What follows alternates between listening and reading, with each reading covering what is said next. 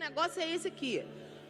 É diferente. Você vai fazer o culto das princesas, é só para mulher solteira. As casadas podem vir, mas eu não aconselho, só se for muito bem casada, porque depois que você casou, você agora é de Deus. Agora é de Deus. Agora não é para você mais olhar se é de Deus ou não é. Agora é para você ter certeza que é de Deus e fecha o olho pro defeito e vai em frente. Vai beijar na boca, entendeu? Qual é o conselho da Sara para as pessoas que se casam? Meu conselho sempre é beija na boca.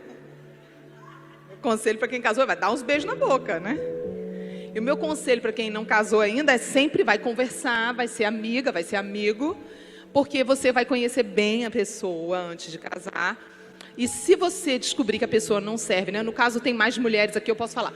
Se o homem não serve para ser seu amigo, ele não vai ser um bom marido para você. Porque a mulher precisa de um homem que goste de ouvir ela falar, de conversar, de ser companheiro. A gente não gosta, a gente não se apaixona pelo um homem como eles se apaixonam pela gente. A mente é diferente, entendeu? A estrutura emocional do homem é completamente vinculada à estrutura fisiológica do homem. E a estrutura emocional da mulher é completamente ligada à estrutura fisiológica da mulher. Então, se você analisar um homem e uma mulher nu, você vai observar que os órgãos genitais da mulher são para dentro e os órgãos do homem são para fora. Por quê? Porque Deus quis fazer dessa forma com um simbolismo. O da mulher é para dentro para dizer que a gente tem o poder de esconder nossos desejos antes de casar, tá? E do homem é para fora para mostrar que eles não têm o poder de esconder os desejos deles. Ou seja, o poder de dizer não está na mão da mulher. É a mulher que consegue esconder o que ela sente a nível de desejos. Por isso foi dado à mulher o poder de, no namoro, dizer para. Não foi dado ao homem esse poder. O homem não consegue. Se você for namorada de um cara e você estiver determinada a levar ele a cair, e o seu namorado for um menino de Deus, um cara crente, e você falar, não, mas eu vou fazer coisa errada com ele antes de casar, eu vou fazer, você vai acabar fazendo ele fazer, porque você é mulher e você tem um poder que Deus deu. E esse poder é esse. A gente tem o poder de esconder o desejo e eles não têm o poder de esconder o desejo. Por isso que antes de casar, a responsabilidade é muito mais nossa do que deles. Então, cada mulher sabe, cada mulher precisa saber qual é o seu limite. E essa crença limitante que nós vamos ler aqui em João 4, essa crença limitante é uma crença que ela somada a essa falta de conhecimento de por que beijar na boca pra gente é desvantagem no namoro. Agora, no casamento, ó. Quem é casada, levanta o braço para eu ver. Vocês calculem quanto tempo tem que você e seu marido não dão aquela amassada no murinho da rua. Seu marido, você tem que ensinar o seu marido que vocês têm que sair um dia da semana para dar uns beijos na boca, entendeu? Você tem que ensinar o seu marido assim, amor, nós temos que programar nossa saidinha do beijo na semana. É aquela saidinha que você senta lá no banco da praça. Você senta lá no banco da praia com o marido, tá? Pede uma aguinha de coco, um passeio barato, tá? E você senta do lado dele e vocês, ó, começam a dar aqueles beijos de chupão. Isso é o que pessoas casadas precisam fazer. Você vai ver o que vai te acontecer. Por quê? Porque nós precisamos disso para a gente se alegrar. E o homem, primeiro beijo de língua que ele te der ali, que é a coisa, a barraca armar, ele vai querer já voar com você, vamos embora para casa. Você vai falar o que para ele? Vamos ficar mais uma meia horinha aqui. E isso faz o casamento ficar num fogo da labaxé maravilhoso. Mas muitas mulheres não sabem por quê. Porque trocaram tudo, inverteram tudo. No namoro era aquela beijação. Casa, não beija mais, só vai beijar quando está deitada na cama, já cansada, despenteada, estrambelhada. Aí ela põe o bicão para ele, um beijinho. Como eu tenho muitos anos de solteira e de consagração, eu fico tramando as coisas que eu vou fazer casada. Eu não vou ter esses problemas que eu vejo as mulheres casadas tendo, porque eu estou com tempo para tramar as coisas que eu vou inventar. Porque você solteira, olha só, você tem ainda uma área para pensar que as casadas já não têm mais. E as casadas têm área para pensar que você não tem mais. Cada uma está vivendo o seu momento, amém? Muitas solteiras falam para mim, pastora, mas eu oro há muitos anos para casar. Eu oro há muitos anos, pastora, e Deus não manda. Olha como ela põe a culpa em Deus. Olha para você ver como é que ela põe a culpa em Deus. Preste atenção que eu vou te provar que a culpa não é de Deus. Olha aqui, ó. Pastora, eu oro há muitos anos para casar e Deus não manda. Não é assim que Deus pensa, não é assim que Deus trabalha. Quando Deus quer deixar uma mulher muito tempo esperando, Ele sempre tem um propósito e Ele avisa. Eu sou a prova disso. Quando Ele me chamou para o meu ministério, Ele me avisou. Primeiro, tudo que eu ia passar. Ele me disse que eu não ia casar rápido. Ele me disse que eu ia ter que ficar muito tempo solteira. Ele me chamou com um propósito. Ele me disse, Ele chegou a tirar de mim o desejo até de casar por um tempo. Porque Ele precisava me preparar para o que eu faço. Ele me avisou que eu ia ser julgada, ridicularizada, zombada, esculachada por muitas pessoas, inclusive pela mídia. E Ele me perguntou, você aceita? Ele não me impôs. E eu disse, que honra eu tenho de te servir? Claro que eu aceito. Que honra é essa que eu recebi? Porque só eu sei as recompensas que Ele disse que ia me dar. Ele me disse os problemas e os estresses, mas Ele também me disse quem eu ia ter, o tipo de homem que eu vou casar e o quanto que eu vou beijar de língua e rir. Amém? Pode aplaudir Jesus. Mas é um chamado específico. Eu tenho essa capacidade em minha alma. Eu tenho uma autoestima tão... tipo o Incrível Hulk, a minha autoestima. A minha autoestima, se você pudesse desenhar ela é igual o Incrível Hulk. É aquela coisa assim, ó, eu sou violenta na minha autoestima. Eu sou aquela mulher assim, gente, que eu acordo feia e me acho linda. A minha autoestima é no seguinte nível. Tem quem goste. Ah, Sara, é que você não viu a minha barriga. Tem quem goste, querida, fica tranquila. Sempre tem alguém que gosta. Fica tranquila que tem. Então eu tenho esse nível de autoestima. Para eu poder ser uma mulher que alguma coisa me afete, é muito difícil, não me afeta. Deus me chamou com propósito porque Ele sabia que eu tinha essa capacidade, vocês entenderam? Quando Deus chama alguém para ficar assim muito tempo solteira, Deus chama com propósito e Ele avisa. Porque lá em Gênesis, tá? Capítulo 2, verso 18, Deus diz assim, ó: não é bom que o homem esteja só. Não é bom que você esteja só. Porque homem naquele texto é a raça. Homem macho e homem fêmea. Entendeu? Não é homem só de Adão. É homem Adão e homem Eva. Porque era a raça homem. Entenderam isso? Então não é bom que você esteja só. Deus já falou que não é bom. Não, mas Sara, como é que eu sei que Deus quer que todo mundo case? E se tem alguém que Deus não quer que case? Se tem alguém que Deus não quer que case, Deus dá para essa pessoa um dom, que é o dom para ser eunuco. É um dom de você não ter vontade. É um dom de você ver o Thor passando de sunga e você dizer: não fede nem cheira. É o dom de você ver qualquer homem lindo e você falar: não, entendeu? Ou não entendeu? Eu não tenho este dom. Olha, menina, só Jesus na minha vida. Tem uns crush na internet. Cada homem mais lindo. Não quer dizer que ele vai conseguir nada comigo, mas é uma delícia de olhar, né? Bom de ser solteira é isso. Ai, que coisa bonita. Olha a voz. Olha o estilo. Eu sou assim. Sou uma pessoa solteira que curto a minha solteirice, feliz, resolvida, curada, santa. Mas eu tenho um chamado. Eu tenho um chamado. Se você não tem o mesmo chamado que o meu, Deus não quer que você fique muito tempo solteira. Deus quer que você case logo. Mas Sara, por que eu oro há tantos anos e Deus... Vou botar a culpa em Deus. Eu vou te mostrar que a culpa não é de Deus. Olha aqui, ó. Muitas mulheres solteiras não percebem quando Deus manda pretendente, porque elas são infantis em relação ao relacionamento. E é uma falha também da igreja, nossa, como pastores. Não só nós aqui, mas toda a pastorada da nação brasileira. Porque as igrejas não têm se dedicado nos últimos 20, 30 anos a ensino para solteiros só para casais, remediar casamento que casou errado, só congresso para salvar casamento. É só isso.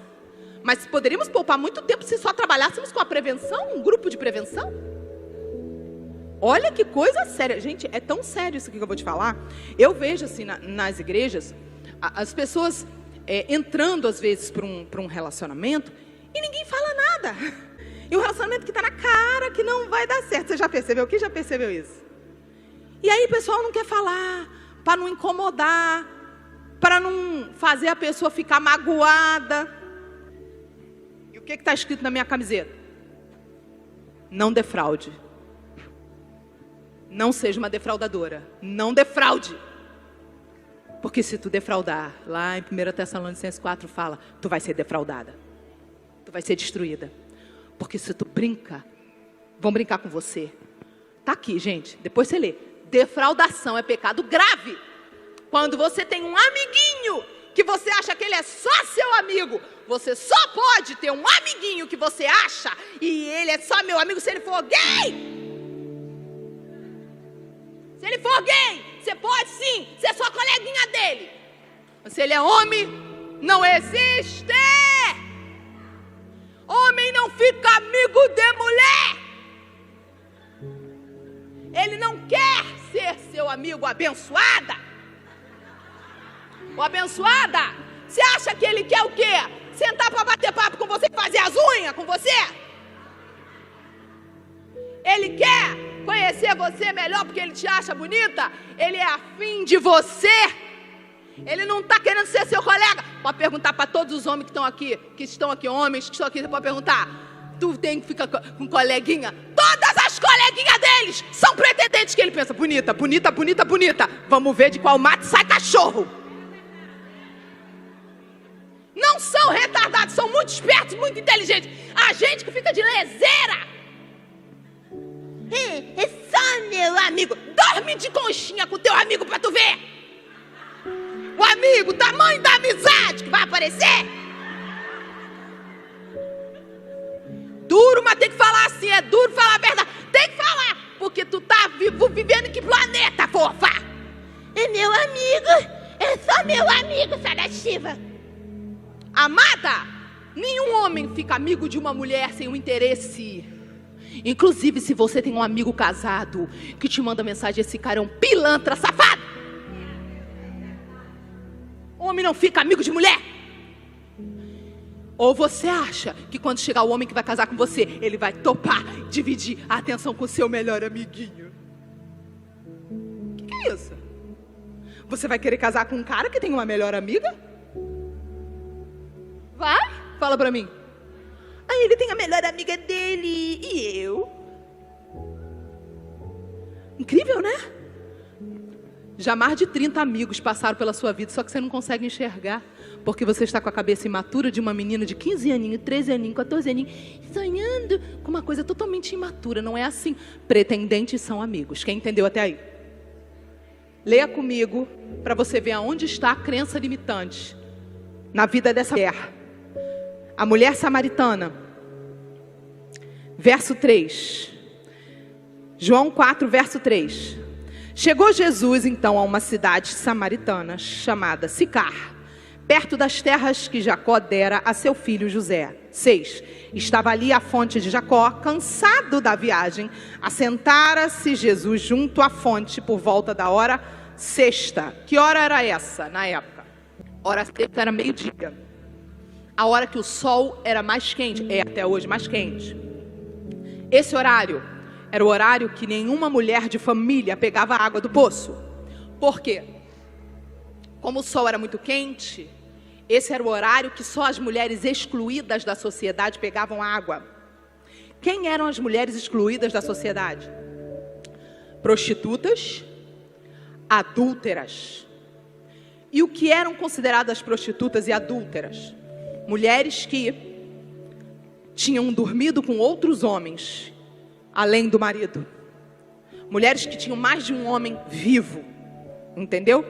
A lei espiritual até hoje é que você fica preso às pessoas com quem você tem relação sexual. Fica presa também. E eles levavam muito a sério essa lei. Então você não podia casar de novo enquanto a pessoa estivesse viva, porque você estava presa a pessoa. E aí, as mulheres que já tinham separado, casado com outro, eram consideradas adúlteras. As mulheres que eram prostitutas, vendiam o corpo por dinheiro, eram consideradas prostitutas. Só essas mulheres pegavam água nesse horário. Por quê? Porque elas eram as excluídas da sociedade. Vocês entenderam até aí? Agora eu vou te mostrar quem é Jesus. O nível de zero preconceito de Jesus. O nível de intenção de Jesus de resgatar a dignidade da mulher, o respeito da mulher e o amor pela vida das mulheres. Jesus sabia que aquela mulher samaritana ia buscar água naquele poço. Ele sabia, porque ele sabe tudo. E Jesus mandou os discípulos comprarem comida na cidade para ficar sozinho no poço. Por quê? Pensa aí. Porque se os discípulos estivessem, não ia ter liberdade para Jesus conversar com a mulher, porque os discípulos iam censurar Jesus, iam se escandalizar por Jesus. Primeiro, um homem não falava com uma mulher estranha, isso era pecado. Ele era judeu, ele tinha roupa de judeu. Primeiro, homem não falava com mulher estranha na rua. Segundo, judeu não falava com samaritano. Terceiro, homem judeu, sacerdote, que era Jesus, não podia falar nem com mulher estranha, muito menos com pecadora. Jesus sabia que ele tinha que transpor 3 barreiras se ele quisesse falar com aquela mulher. Ele foi muito esperto, ele é muito organizado, muito inteligente. Ele mandou logo os discípulos: vai lá, vai comprar comida, vai comprar comida. E ficou sozinho esperando a mulher. E deixou escrito isso para mim e para você. Olha que tremendo, verso 7. Nisto veio uma mulher samaritana tirar água e disse-lhe Jesus: mulher, me dá um pouco de água para beber? A mulher quase infartou. Você tenta imaginar você, seu horário de tirar água. Vamos supor que você seja essa mulher, eu seja essa mulher. Caraca, sou excluída da sociedade. Meu irmão, vou ter que pegar água meio-dia com o sol na cabeça. É minha hora, senão eu vou passar sede. Vou ficar sem banho. 2 baldes, vou lá. Aí eu vejo um judeu com veste sacerdotal parado perto. O que eu posso fazer? Nada. Se eu não pegar água, vou passar sede. Vou fingir que não vi, vou tirar minha água, vou prosseguir. Tô pedindo a Deus ali que o cara não olhe nem pra minha cara. Tô pegando água, tô puxando, o cara vira pra mim e puxa a conversa. Aí, dá um pouco d'água aí. A mulher quase morre. Olha aqui o que acontece, verso 8. Pois seus discípulos tinham ido à cidade para comprar alimentos. 9. Então lhe disse a mulher samaritana: como sendo você judeu, pede de beber a mim, que sou mulher samaritana? Como você tem coragem de fazer isso? Porque os judeus não se dão com samaritano. Verso 10. Replicou-lhe Jesus, respondeu Jesus: se você conhecesse o dom de Deus e conhecesse quem é que te pede, o que é que te pede, dá-me de beber, tu é que lhe pedirias, e ele te daria água viva. A mulher não entendeu nada, óbvio. Ela achou que ele estava falando de uma água física, que bebia e era mágica, e essa água mágica fazia com que ela nunca mais tivesse que tomar o sol na cabeça e ir naquele lugar. O que ela disse para ele? Verso 11, ela não aguentava mais ir naquele poço. Ela falou: pelo amor de Deus, pelo amor de Deus. 10, né? 11. Respondeu a mulher: Senhor, tu não tens com que tirar água e o poço é fundo. Onde, pois, tem a água viva aí? Primeiro ela não pede não, primeiro ela faz assim: tu não tem balde, não tem nada. Que água é essa aí? Entendeu? Aí olha aí. És tu porventura maior que Jacó, nosso pai, que nos deu poço, do qual ele mesmo bebeu, e bem assim os seus filhos e seu gado?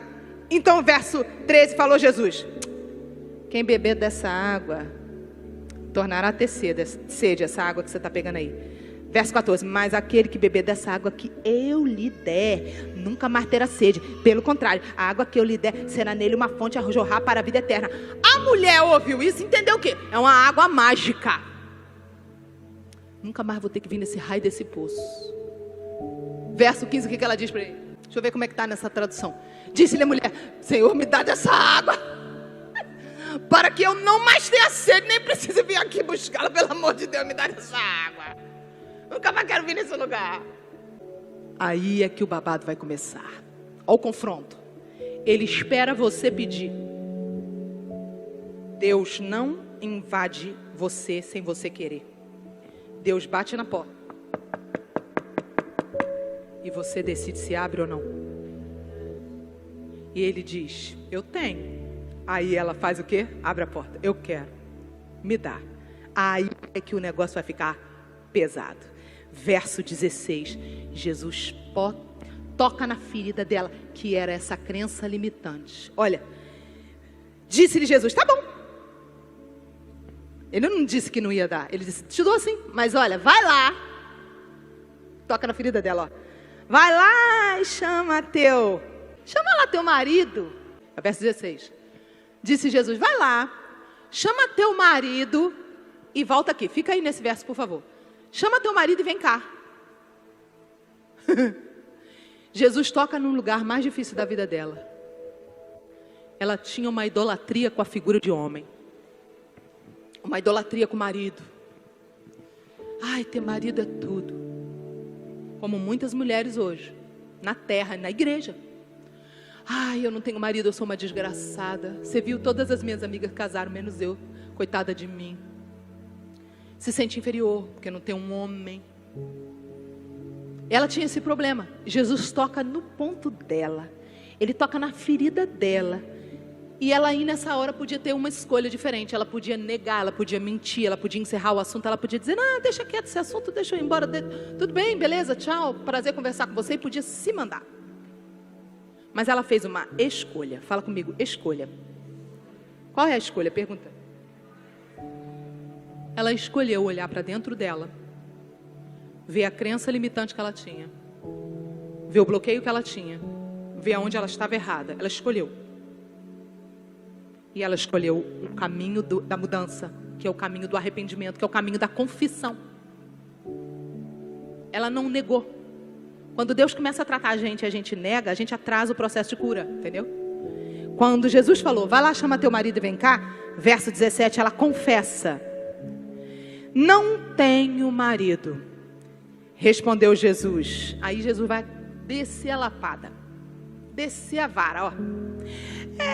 Disseste bem mesmo, bem disseste que não tenho marido. Verso 18. Todo mundo que acha que eu sou muito dura com as minhas palavras, nunca leu o verso 18. Porque isso aqui que Jesus falou foi muito heavy metal, foi muito pesado isso aqui. Olha Jesus para a mulher, ó. Porque tu já tiveste 5, e esse com quem tu tá também não é teu marido não. Isso mesmo tu disse bem com verdade. Aí tem gente que quando a gente fala, faz assim. É o famoso mimimi. Já ouviu falar do mimimi? Tá me julgando, Saracíba? Não julgueis para que não seja julgado. Eu não estou julgando, eu estou te dizendo o que eu aprendi para a minha vida.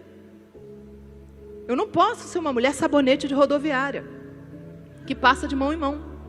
Eu preciso ser uma santa, princesa de Deus, exclusiva, guardada, preservada, para um homem que vai merecer. Vocês entenderam isso ou não? É difícil falar? Muito, mas eu tenho que falar para você. Jesus vira na cara da mulher e chama a bichinha de sabonete de rodoviária. E a mulher fica assim, ó. A mulher podia se fechar e dizer, está amarrado o espírito de julgamento. E sair batendo pezinho de mimimi. Não gostei que você falou isso, quem é você para me julgar? A mulher escolheu o caminho da inteligência. Qual o caminho? Você tem toda a razão. Olha o caminho que ela escolheu, verso 19. Senhor, disse-lhe a mulher, vejo que tu és profeta. Você já ouviu essa resposta em roda de crente? Quando alguém toca na ferida do outro, a gente diz, vejo que tu és profeta. É uma resposta super educada para falar para a pessoa, tu tem razão. Você está com orgulho, não quer dar o abraço, você fala só essa frase, ó, vejo que tu és profeta. A mulher foi muito sábia, ó. Vejo que tu és profeta. E Jesus, verso 20. Ela continua conversando com Jesus, ó. Nossos pais adoravam nesse monte. Vós, entretanto, dizeis que em Jerusalém é o lugar aonde se deve adorar. Então disse-lhe Jesus, mulher, pode crer-me que a hora vem quando nem nesse monte nem em Jerusalém adorareis o Pai. 22, vós adorais o que não conheceis, nós adoramos o que conhecemos, porque a salvação vem dos judeus. 23, mas vem a hora, e já chegou, estou aqui, né, era ele falando, em que os verdadeiros adoradores adorarão o Pai em espírito e verdade, porque são estes que o Pai procura para seus adoradores. 24, Deus é espírito, importa que os seus adoradores o adorem em espírito e em verdade. 25, eu sei, respondeu a mulher, que há de vir o Messias, chamado Cristo, e que quando ele vier, nos anunciará todas as coisas. A mulher fala para ele assim, você é profeta, e ele começa a pregar para a mulher.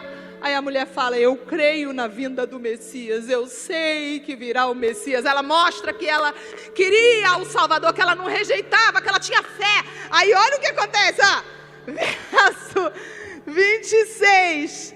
Jesus vai fazer com ela o que ele não fez com nenhum homem. Só que ele vai fazer com ela, pecadora. Ele diz para ela o que ele não falou para Pedro. Ele diz assim, Pedro, quem você diz que eu sou? E Pedro fala, tu és o Cristo. Amém ou não amém? Mas ele não fala para Pedro. Olha o que ele faz com essa mulher. As únicas vezes que Deus falou essa frase foi na sarça ardente de Moisés. Moisés, tira a sandália do teu pé, que o solo que você está pisando é terra santa. Moisés pergunta, como é que é teu nome? Como é que eu vou dizer para o povo que tu se chama? Deus fala o que para Moisés? Eu sou o que sou. Depois, você vai ver em outra situação posterior a essa, Jesus esquece, com certeza ele esqueceu, e solta sem querer, entre aspas, essa palavra que ele vai falar para ela, na hora que vão prender ele no Getsemane. Quem é Jesus? Ele solta a mesma palavra, eu sou. A Bíblia fala que os soldados, com a frase, foram arremessados a vários metros. Tamanho poder tem nessa frase. Ele não falou para nenhum homem. Quando o governador vai entrevistar ele antes da crucificação, e o governador pergunta, você é o rei dos judeus? Jesus se controla. E Jesus diz assim, tu dizes. Tu que está falando. Se sem querer ele soltasse, eu sou. O cara caía de joelho, nós estávamos tudo no inferno porque não tinha salvação. Jesus não podia soltar essa frase, mas ele estava sozinho com uma mulher pecadora, excluída da sociedade. Ele é muito lindo, gente, eu sou muito apaixonada por ele. O que eu daria a ele? Se me salvou do ralo, era pior que essa mulher aqui. Tem nada que eu possa fazer para pagar o que ele fez por mim, por isso que eu dou minha vida, é a única coisa de valor que eu tenho. Olha o que aconteceu, verso 26. Então disse-lhe Jesus, eu sou, eu que falo contigo. A mulher,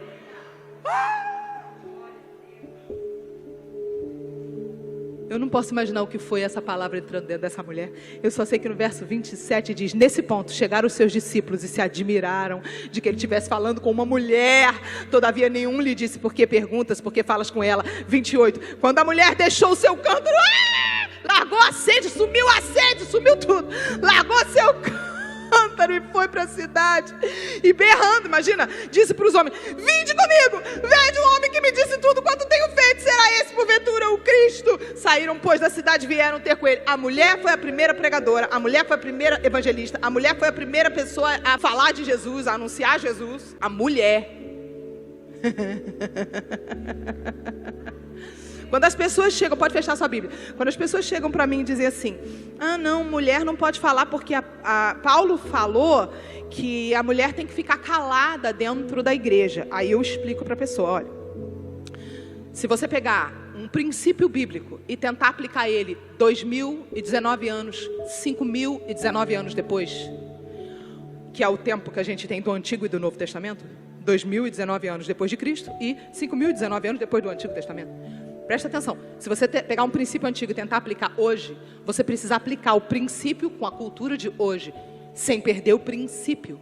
Por exemplo, a mulher naquela época tinha um peso cultural de que ela era inferior mesmo. As pessoas acreditavam que nem a escravidão, sabe? A escravidão, as pessoas acreditavam que as pessoas de pele escura, elas eram inferiores. Isso é real? As pessoas de pele escura são inferiores? Não. Mas as pessoas acreditaram nisso por séculos, milênios. Da mesma forma que a mulher também foi tratada como inferior por ser mulher. Quem entendeu? Ok? Você precisa entender o peso cultural. Paulo estava falando assim, ó. Não é permitido que a mulher fale na igreja. Não é permitido que a mulher ensine na igreja. Sabe por quê? Ele estava dizendo assim, não é permitido que uma pessoa que não estudou, que não tem cultura, que não sabe falar, que não aprendeu. Porque mulher não podia estudar, mulher não aprendia nada, mulher não tinha acesso a nada. Hoje, como é que se aplica o princípio de Paulo nos dias de hoje? Não coloque no púlpito da sua igreja para ensinar uma pessoa que não tem capacitação, que não tem ensino, que não tem maturidade. O altar não é lugar para aparecer, o altar é lugar para pessoas preparadas, quem entendeu? O princípio ainda é o mesmo, mas não se aplica mais só à mulher, se aplica a todos.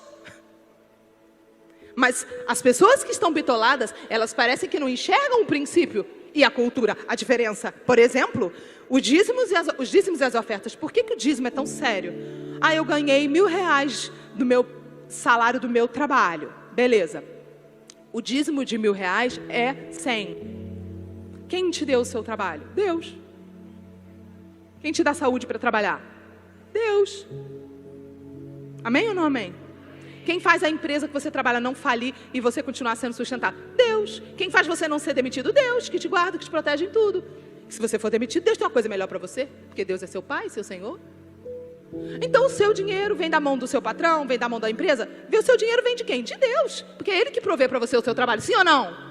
Então você devolve 10% daquilo que Deus te deu. Quando você devolve R$100 e os 900 que ficam na sua mão, há uma lei espiritual, que é a lei de proteger o que ficou na sua mão, através do que você ofertou. O que você ofertou consagra o 100 que você ofertou, consagra os 900. E os espíritos demônios devoradores não podem tocar em nada seu. Quem entendeu isso? Por causa dos R$100 que você botou no altar, os 900 ficam na sua mão, está consagrado a Deus. Pegou ou não pegou? Ah, então vamos pegar o princípio do dízimo e aplicar para o dia de hoje. Se você não fizer uma adaptação para a cultura atual, você vai pegar 10% de 1 quilo de farinha de trigo, 10% da aveia da sua casa, 10% do seu feijão, botar no envelope e trazer aqui. Porque era assim que era na Bíblia. Vai ter valor isso para pagar as contas da igreja? Vai ter valor para sustentar a igreja? Não, não vale nada. Um saquinho com 10% de 1 quilo de feijão. Quem entendeu, diga amém. Mas se você pegar o princípio é o mesmo. O que é moeda de troca hoje é dinheiro. O princípio ainda está vivo. Você não usa mais a mesma coisa porque culturalmente as coisas mudaram. Naquela época o dinheiro era cereal, o dinheiro era o gado. Quem entendeu até o fim? Quem entendeu até o fim? Deixa eu ver. É muito sério o que eu estou te falando aqui. A mulher foi restaurada por Deus. Nós fomos restauradas. Jesus restaurou a mulher. Jesus restaurou a dignidade. Muito obrigada, querida. Jesus restaurou a dignidade da mulher. Jesus restaurou o direito da gente de ser ouvida, da gente não ser tratada como uma coisa inferior. Junto com isso, gente, está a restauração dessa cultura que essa mulher tinha, que é uma cultura que muitas mulheres têm. Ah, o meu valor só existe se eu estiver casada. O meu valor só existe se eu tiver um macho. Isso é uma cultura machista. O que é machismo? É subjugar a mulher e considerar o homem superior à mulher. Não é bíblico, porque, assim, não é bíblico. Tinha na Bíblia, mas não é a vontade de Deus bíblica, entendeu? Deus nunca disse que a mulher era inferior ao homem. Nunca. Pergunta o que Deus disse. Pergunta para mim o que Deus disse. O que Deus disse? Lá em Gênesis, vai, para a gente orar. Já acabei, só para a gente orar, para poder te dar a base. Em Gênesis capítulo 3, mostra o que Deus disse. Deus disse assim: quando a mulher pecou, o homem pecou também, mas a mulher também pecou. Deus disse, verso 15 de Gênesis 3: mulher, essa é a maldição que você vai receber. A serpente recebeu uma maldição da boca de Deus, a mulher recebeu uma maldição da boca de Deus, e Adão, o homem, recebeu uma maldição da boca de Deus. Quem recebeu a maldição pior? O homem, porque ele era o chefe do jardim, não a mulher. Mas a maldição da mulher foi bem pesadinha. E essa maldição da mulher aconteceu em toda a história da Bíblia, até Jesus chegar. Quando Jesus chegou, ele cancelou isso aqui.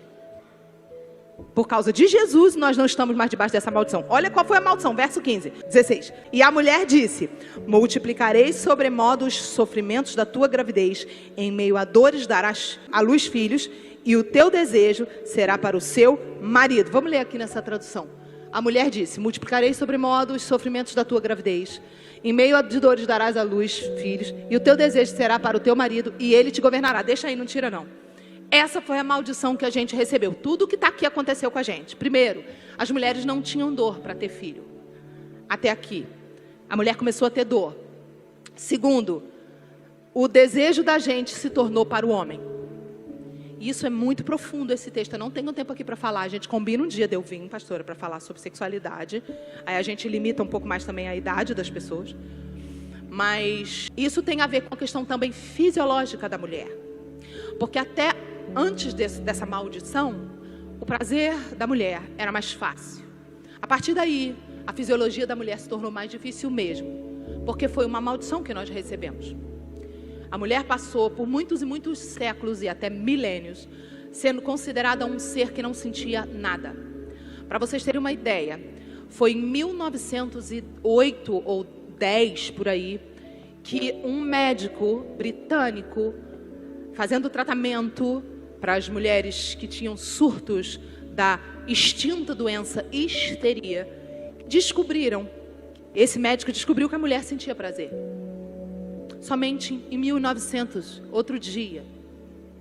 Eu não sei se vocês estão entendendo como essa maldição foi grave. Foi uma coisa muito grave. Até hoje é tabu falar da realização da mulher, do prazer da mulher. É tabu. Tem muitas pessoas. Eu tenho amigas casadas que não falam. As pessoas não falam desse assunto. E é exatamente o que você está lendo aí. O teu desejo será para o teu marido. E o pior veio depois. Ele governará sobre você. Ele governará sobre você. Não era você ser submissa ao seu marido. Não era nesse sentido. Era um governo, como a gente vê em toda a Bíblia, onde a mulher era tratada abaixo de cachorro. Só que quando Jesus veio, ele tirou essa maldição. A gente não é burra, a gente é inteligente. A gente não quer casar com um homem banana. A gente quer casar com um homem que seja sacerdote da nossa casa. Amém? Mas quando você casa com um cara certo e um homem que você consegue desenvolver com ele uma amizade e ele com você, você tem prazer em se submeter ao seu marido. Porque o seu marido é o seu melhor amigo, o seu marido é o seu maior companheiro, o maior incentivador, o seu maior conselheiro. Por isso eu ensino tanto a solteiros: não case rápido, não case debaixo de pressão, porque depois você vai ter que se submeter a um homem que você não conhece. Eu vou me casar algum dia? Deus falou que sim. Mas eu não vou me casar baseada em arrepio, baseada no que os outros estão dizendo. Eu vou me casar com um homem que eu o admirar de tal forma que eu acreditar que ele é o melhor homem que eu já conheci, o meu melhor amigo, o homem que eu quero ouvir falar sem me cansar, o homem que eu acho que tudo que ele tem para me falar é acrescenta na minha vida e me ajuda a ser uma pessoa melhor. A esse homem eu não vou fazer força para me submeter. Ele não é um homem sem defeitos. Os defeitos dele são defeitos que eu suporto e ele suporta os meus. Então a gente combina até nos defeitos. Vocês entendem isso? Então é isso que você tem que ter em mente. E não ser uma mulher como essa mulher que a gente leu aqui, que já tinha rodado na mão de 5 e ainda estava com um 6º que não era marido. Tudo por quê? Por causa, pode fechar sua Bíblia, da crença limitante de que se você não tem um homem, você é uma coitada. Isso está no Facebook, isso está no Instagram, isso está no Twitter, em toda a cultura e a toda a sociedade hoje. Você vai ver um bombardeio de meninas tirando foto com um homem, com um namorado. Olha só, eu e ele e eu. É uma propaganda, muitas vezes enganosa. Outro dia uma mulher foi assassinada pelo próprio marido. Quando entraram no Facebook, todas as fotos eram perfeitas, era um casal perfeito e ele espancava ela dia e noite. Então cuidado para você não ser uma menina cabecinha fraca, que está debaixo dessa cultura demoníaca, dizendo para você que ser solteira é uma tragédia. Você não pode aceitar isso. Você precisa olhar para Jesus e não ficar ouvindo essa voz demoníaca, mas ouvir a voz do que Deus diz para você. Ele tem um tempo para você e vai se cumprir o tempo dele. E você não vai agradar a Deus se você for uma mulher que você está debaixo da regência de uma crença limitante. Você precisa crer naquilo que Deus te diz. O que Deus diz para você? Que você é o quê? Que você é uma mendiga ou que você é filha dele? Deus diz para você o quê? Ah, você é uma coitada. Ele diz isso? Ele diz o quê? Você é minha filha. Eu te salvei, eu te resgatei. Você já sentiu a presença de Deus? Quem já sentiu a presença de Deus? Quando Deus toca na gente é como? É um toque ruim, de exclusão, de rejeição? É assim? Como é que é o toque de Deus? É acolhedor, é ou não é? É o colo, é ou não é? O que Ele está falando dessa forma que Ele toca? Você é minha filha. Eu me importo com você. Eu quero a sua felicidade. Eu quero ver você viver os meus sonhos. Mas se você é uma mulher que está debaixo dessa crença de que, coitada, ela não tem um homem, é o que eu mais escuto de crente. Ai, Sara Silva, por que você ainda não casou? E eu aprendi a dar uma resposta que é a maior verdade e que choca a maioria. Eu falo, eu não estou pronta. Além de eu saber que não é o tempo ainda, eu não estou pronta. Aí tem umas que falam, se você, Sara Silva, não está pronta, imagina eu. Eu falo, não tem nada a ver uma coisa com a outra. Nada a ver. Cada um dentro de si tem um desafio interior. Eu tenho desafios internos. E o homem que eu vou casar, ele tem desafios internos. A gente vai se encaixar como uma peça de quebra-cabeça. Defeitos e qualidades. Não é uma pessoa perfeita com outra pessoa perfeita. Então tem coisas que eu ainda não rompi. E também não é a hora ainda. E eu sou feliz solteira. Essa regência dessa crença não move a minha vida. Então não pode mover a sua. Porque senão você não vai ser feliz. Se você não entender que Deus está acima do que o mundo diz, você vai ser regida por isso. E você vai acabar aceitando o primeiro idiota que vai te aparecer. Sara, idiota? É. Você já beijou algum homem que beijava bem, mas ele era um idiota? Quem já teve essa experiência? Menina, beijei o cara, ele beijava muito bem. Eu já tive mais de uma vez, quando eu era do mundo. Experiência de beijar um homem, beijava muito, mas era um imbecil. Deixa eu ver, quem já teve? Tem coragem? Você tem coragem de assumir? Deixa eu ver. Sara, já beijei um cara, mas o cara tinha uma pegada. Mas menina, era uma coisa. Mas quando abria a boca, era um jegue. Quem já teve essa experiência? Deixa eu ver. Cuidado, porque beijo não revela caráter. Toque físico não revela caráter. Você precisa conhecer o cara. Você precisa parar de supervalorizar. Ter alguém, entendeu? Quem entendeu? Vamos ficar de pé e vamos orar? Você precisa valorizar. Não ficar valorizando, eu tenho alguém, então eu estou bem. Não, eu não tenho ninguém, porque a pessoa para mim está sendo reservada e eu estou reservada para alguém. Eu não quero ter ninguém mesmo, porque para ter a pessoa errada, vou ficar ocupando a vaga da pessoa certa? Eu não sei se você é casado ou solteira, tem muitas aqui misturadas, casada e solteira, mas o que eu quero te dizer é, se você é casada, você precisa pedir perdão se você tinha essa crença no seu coração. Principalmente pedir perdão porque talvez você tenha casado, pressionado e passado um perrengue no seu casamento, e você hoje não perceba que você empurra as solteiras para casar. O nome disso está aqui no livro, ó, Cupido Gospel. Pessoas que fazem cupido para empurrar as outras para casar. É defraudação. Você precisa se arrepender disso. Não adianta, se você casou e você não enxerga que você errou nisso, não vai haver uma mudança completa se você não admite seu erro. Admite, conversa com o Senhor sobre isso. E faça algo que ninguém fez por você. Conte para as mulheres solteiras onde você errou e o quanto elas podem acertar aonde você não teve ninguém para te orientar. Faça para uma mulher solteira, para mulheres que vierem na sua vida, o que ninguém fez por você. E aí você vai colher isso. Deus vai te recompensar. Porque você está pagando o mal que fizeram com você com o bem para outra pessoa. Ah não, eu sou solteira. Então agora é a hora de você parar e deixar Deus lavar você dessa crença. Amém? Se Jesus restaurou a dignidade de uma mulher que ela era excluída da sociedade, ela estava muito pior que nós aqui. Você acha que Jesus não vai restaurar a minha e a sua dignidade? A maior libertação que eu vivi na minha vida foi a libertação dentro do meu querer, dentro da minha vontade. É não querer mais o que é errado. Essa é a maior libertação que existe. Não é uma libertação simplesmente de um espírito. Claro que Deus tirou os demônios, capeta. Mas é uma libertação de você simplesmente ter as suas vontades completamente transformadas. Eu não tenho vontade de ficar com homens. Não é que eu não ache homem bonito, nem atraente, nem agradável. Eu continuo achando, continuo gostando. Tenho muita saúde. Mas eu não tenho vontade. A minha vontade de ser santa, de me guardar, de conhecer o meu amigo, de namorar em santidade, de fazer tudo certinho, é muito maior hoje. E eu não preciso ficar fazendo força.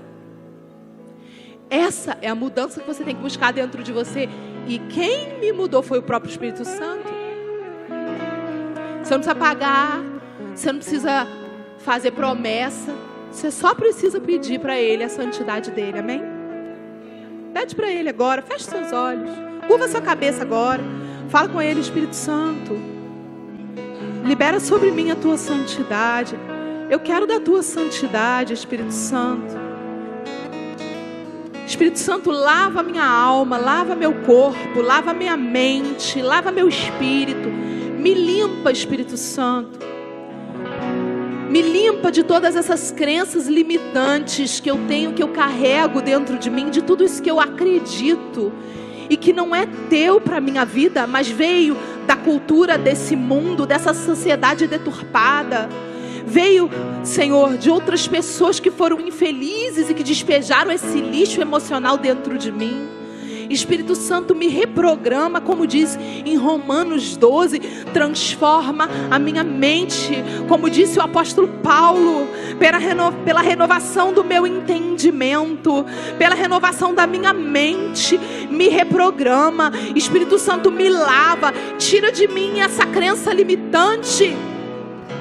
Tira de mim esse pensamento que me bloqueia de acreditar que o Senhor tem o melhor para mim. Que o Senhor tem alguém que vai amar a minha pessoa com minhas qualidades e os meus defeitos. E que eu também vou amar com as qualidades e com os defeitos, porque o Senhor é bom. E porque o Senhor sonhou com a família desde que o Senhor criou a terra. E que o Senhor não quer que a gente fique só. Espírito Santo, cura nossas feridas de alma. Cura nossa carência que a gente tenta preencher com homem. A gente tenta fazer com que sexo preencha, com que namoro preencha, com que relacionamento preencha. Preenche, Deus, esse lugar dentro de nós, é o vazio interior da nossa alma. E faça com que sejamos mulheres cheias do Teu Espírito. Mulheres cheias do Teu amor. Mulheres cheias da certeza de que o Senhor nos ama. Que o Senhor morreu por nós numa cruz, dilacerado e virgem, sem nunca ter tocado em mulher, para que nós pudéssemos ser resgatadas por alguém que nunca nos usou em nenhum aspecto. Muito obrigada, Jesus, por ter morrido por nós numa cruz, por ter nos dado o Teu sangue em resgate das nossas vidas. Muito obrigada, Senhor, nós Te adoramos e Te amamos. Eu declaro diante do mundo espiritual: eis-me aqui, Senhor, eu pertenço a Ti. Eu sou aqui, junto com outras mulheres também que estão aqui, um sacrifício vivo andando pela terra, que nego a minha vontade para fazer a Sua. Contempla a minha vida e contempla a vida de cada uma aqui, Senhor, que hoje está decidindo abrir mão do que quer, do que a carne quer, do que o corpo quer, para fazer a Tua vontade. Em nome de Jesus.